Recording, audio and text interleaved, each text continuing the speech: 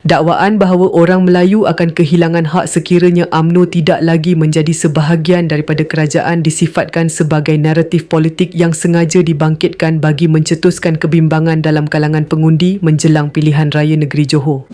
Ketika berucap pada ceramah Pakatan Harapan di sini malam tadi, Ahli Parlimen Jelutong, RSN Rayer menegaskan bahawa kerajaan perpaduan yang diterajui Perdana Menteri Datuk Seri Anwar Ibrahim mentadbir negara secara adil untuk seluruh rakyat tanpa membezakan kaum, agama mahupun latar belakang.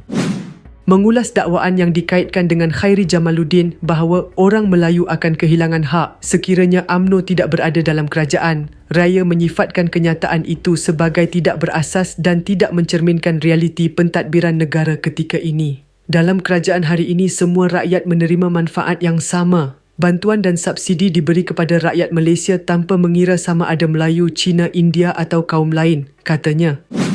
Rayer turut menyifatkan naratif berasaskan kaum sebagai pendekatan politik lama yang tidak lagi sesuai digunakan untuk meraih sokongan rakyat, khususnya pengundi muda. Beliau turut mengimbau kes membabitkan Lim Guan Eng pada 1997 sebagai contoh bahawa perjuangan DAP menurutnya berlandaskan prinsip keadilan dan bukan kaum. Kalau benar DAP hanya memperjuangkan satu kaum, mengapa Guan Eng sanggup berdepan tindakan undang-undang kerana mempertahankan seorang gadis Melayu? Soalnya.